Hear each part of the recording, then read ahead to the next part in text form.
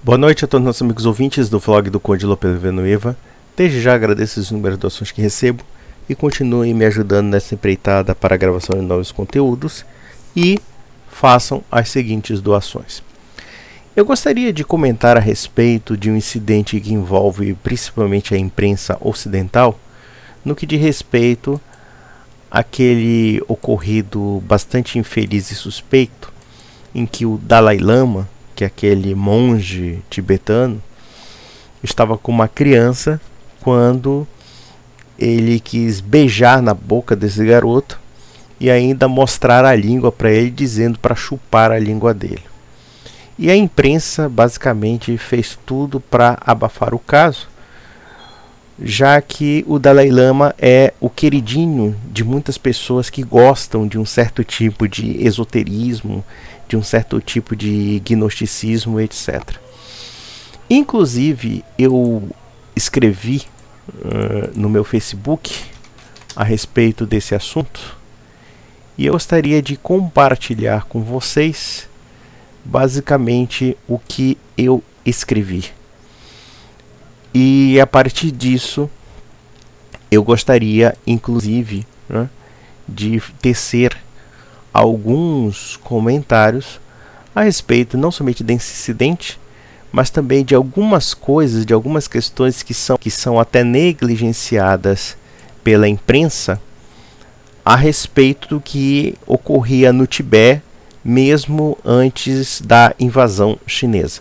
Evidentemente que nós não vamos defender a barbárie que aconteceu com a anexação do Tibete pela China, mas, por outro lado, isso não significa que os monges tibetanos fossem criaturas boazinhas. Vamos lá. Por que uma lesma espiritual como o Dalai Lama é tão reverenciado no Ocidente, a despeito da lerdeza de suas ideias, de sua conduta duvidosa com crianças? Vejam que a espiritualidade ocidental muitas vezes parece que foi reduzida a uma dimensão de uma cultura de autoajuda. Como nós somos uma civilização que já praticamente esqueceu que existe espiritualidade, ou seja, uma civilização materialista, e podemos dizer até que é uma anticivilização, então qualquer tipo de picareta, qualquer tipo de lesma, qualquer tipo de idiota que nos fale sobre paz, sobre consolo, sobre qualquer coisa, nos parece sedutor. Quer dizer, nós entre aspas, né? Para mim não é, mas para muita gente é. Então você vê essa mania do chamado espiritualismo, ou então, por exemplo, eu me lembro muitas vezes que na época do Orkut havia aquela definição de religião. Então você tinha religião católica, protestante, judaica, enfim, tudo mais. Aí tinha um tipo de segmento que dizia assim: espiritualista independente das religiões. Então, quer dizer, no final da história, a religião ela serve apenas como um vínculo palatável e, portanto, como uma espécie de um ópio, por assim dizer. Nesse aspecto, podemos dizer que a religiosidade ocidental se tornou um ópio, no sentido até que os marxistas diriam, digamos assim. Claro que a religião não é ópio, a religião realmente é um princípio que rege as nossas vidas. Mas falamos aqui da verdadeira religião, não da falsa religião. A falsa religião, de fato, é uma ficção, é uma superstição, e muitas vezes nós percebemos que a religiosidade ocidental se reduziu a uma mera superstição. E é por isso que o Dalai Lama tem muita fama, porque olha só como ele é bonzinho, como ele é sorridente, né? E estava lá querendo chupar a boca do garoto. Mas vejam, e infelizmente no Tibete, houve muitos incidentes que envolviam abusos sexuais de crianças e adolescentes entre os monges tibetanos. E observe que isso não é necessariamente um acidente. Era algo que não somente era tolerado, como muitas vezes não se havia nem mesmo uma questão de anormalidade com relação a essas práticas. Inclusive, eu aconselharia vocês lerem um livro de um padre argentino chamado Federico Higginton, chamado Tinieblas Tibetanas del Yoga e el Mandala al Feminicídio Ritual, ou seja, da yoga a mandala ao feminicídio ritual, em que ele mostra um lado bastante obscuro do chamado budismo tibetano, que não é essas maravilhas todas, essas coisas bonitinhas, lindas e maravilhosas, etc.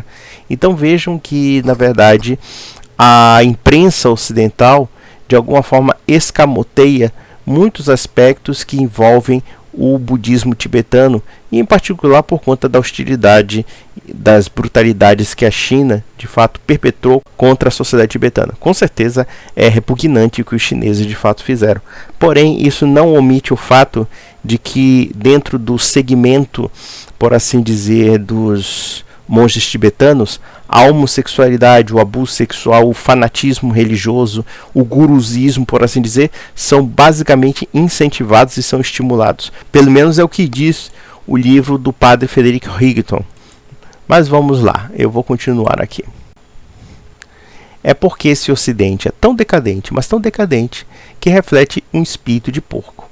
E isso porque essa mesma sociedade decadente ataca seus princípios espirituais basilares na cristandade, ao mesmo tempo que bajula qualquer charlatão exótico e patético. A mesma mídia, os mesmos cretinos formadores de opinião, que catam pedófilos nas igrejas, são os mesmos que silenciam sobre a conduta imoral e pedófila dos gurus da Índia e do Tibete. São verdadeiros consumidores de pornografia espiritual, idiotas à milésima potência. Então veja uma coisa interessante. Nós percebemos que a atitude do Dalai Lama foi extremamente escandalosa. Algo que contraria nossos princípios. Algo grosseiro. E algo que insinua de fato que todos aqueles elementos acusatórios que pesam do chamado monasticismo tibetano são verdadeiros. E aqui há uma diferença muito grande no tratamento da imprensa com essas religiosinhas exóticas e com a própria Igreja Católica. Não que aqui nós queiramos absolver os casos escabrosos de pedofilia envolvendo padres e bispos, que é evidentemente uma atitude lamentável e que, no meu entender, padres e bispos têm que ir para a cadeia quem pratica esse tipo de crime. Só que, no caso da Igreja Católica, ainda que, lamentavelmente, algumas pessoas tenham acobertado esses casos, etc., mas, ao mesmo tempo, essas práticas contrariam os princípios morais e éticos da Igreja Católica. Não é algo que seja tolerado pela Igreja Católica, não é algo que necessariamente seja aceito do ponto de vista moral. Muito pelo contrário.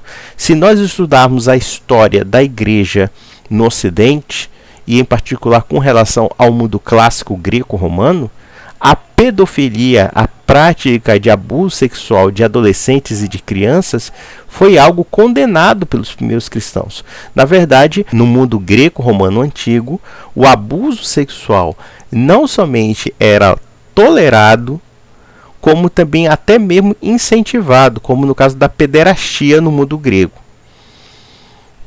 Então foi a igreja cristã que impôs conceitos morais e éticos que tornaram a pedofilia, como também outras práticas sexuais, criminosas. Então nós temos que entender que aqui é um problema de princípio. Porque no caso dos tibetanos, ou pelo menos do monasticismo tibetano, você não tem uma coisa muito certa ali. Porque na verdade certo é aquilo que o guru diz. Certo é aquilo que o iluminado diz. Não importa o que ele faça ou deixe de fazer. Então existe uma quebra aqui do paradigma moral que não existe, por exemplo, na Igreja Católica. Mesmo que haja, lamentavelmente, escândalos de pedofilia na Igreja Católica. Infelizmente há, né? Infelizmente, inclusive, nós temos que relembrar que as maiores vítimas são os próprios católicos. Uma vez que as crianças católicas, de famílias católicas, estão vulneráveis a certos tipos criminosos. Mas, vejam, o problema é a abordagem que se faz com relação a dois casos. Evidentemente que eu não sou contra quem denuncia padre e bispo pedófilo. Pelo contrário, está fazendo um grande favor para a gente.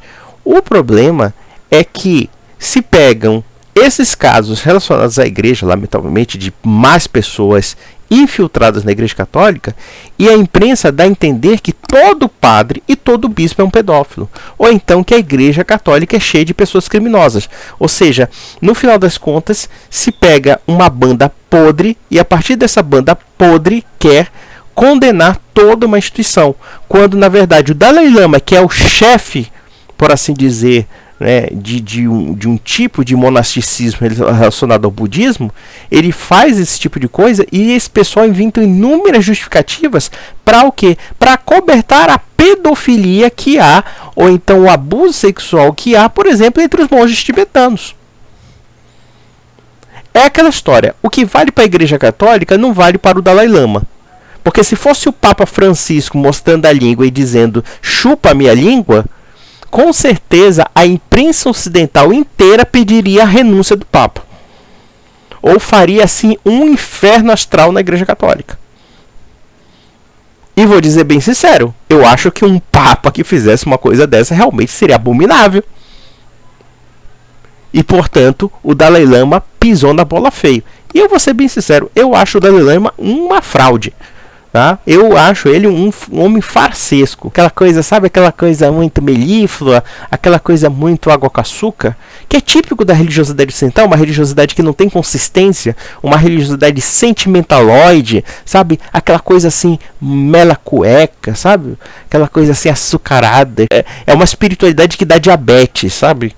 De tão chata. Né? Então vejam que, por exemplo, eu posso até indicar um livro sobre o budismo tibetano aqui, né, do Padre Higton, chamado Trevas Tibetanas, da Yoga ao Mandala e ao Feminicídio Ritual. Ou seja, até assassinato ritual de mulheres tem. Quer dizer, é uma coisa bem barra pesada, é uma coisa que realmente não é uma coisa boa, uma coisa espiritualmente boa. A gente tem que desconfiar muito dessa religiosidade oriental de matriz gnóstica e não somente desse pessoal do zen budismo, de não sei o que. Veja, eu não estou dizendo que todos os budistas sejam assim, seria até injusto. Porque o budismo, né, podemos dizer, primeiro, não existe uma palavra chamada budismo, isso é uma invenção ocidental. Primeiro ponto. Existem várias vertentes do mundo budista, por assim dizer, dos seguidores de Buda. Tá? No entanto, esse pessoal tibetano tem coisas muito ruins. Tem coisas muito ruins. Tem escândalos envolvendo sérios e que não somente são acobertados e são até incentivados. É o que se conta por aí. Se é verdade ou não, bom, eu não me responsabilizo por isso. Mas é o que se diz por aí. E a conduta do Dalai Lama foi uma conduta completamente libidinosa e bizarra. E vamos mais além. Mais bizarro ainda é o comportamento da imprensa tentando livrar a barra dele. Que é uma coisa completamente estranha. Minto, não é tão estranho assim. Porque esse mesmo pessoal que fica demonizando padres e bispos como se todos os padres e bispos fossem suspeitos de pedofilia, no entanto, com relação a outros queridinhos de outras seitas ou de outros tipos de segmentos religiosos, há uma certa cumplicidade, inclusive nos crimes. E não somente segmentos religiosos, até segmentos políticos. Tá? Eu não vou tocar aqui com muitas delongas ao momento LGBT, mas, por exemplo, nos Estados Unidos existem movimentos LGBT extremamente barra pesadas. Eu não vou comentar aqui porque vai gerar um escândalo aqui, os caras vão ficar, vão querer me patrulhar aqui, porque agora você não pode falar a verdade. Você tem que ficar caladinho, porque senão o pessoal quer te fichar criminalmente. Mas é assim. Então nós percebemos que existe, na verdade, uma visão seletiva. E o ataque central é sempre o cristianismo. E isso sem prejuízo desses gurus indianos. O Osho da vida, esses esoterismos vagabundos que se importaram da Índia, enfim, né? Tem muitos escândalos sexuais. Não são poucos, não. Muitos escândalos sexuais e muita manipulação de consciências. Coisas de seita mesmo. Coisa que o guruzão pode fazer tudo. Pode abusar sexualmente da mulher, da criança, do homem. Pode fazer suruba, pode fazer orgia, pode fazer o diabo a quatro. E tá tudo bem, tá tudo lindo, maravilhoso. Não, mas ele é o guru, ele é a figura superior. É quase uma idolatria, uma divinização de um patife, de um canalha como esse aí. Isso não existe na Igreja Católica. Se um Papa, que já é santo para nós, jamais seria objeto de idolatria, um Papa canalha que dirá então?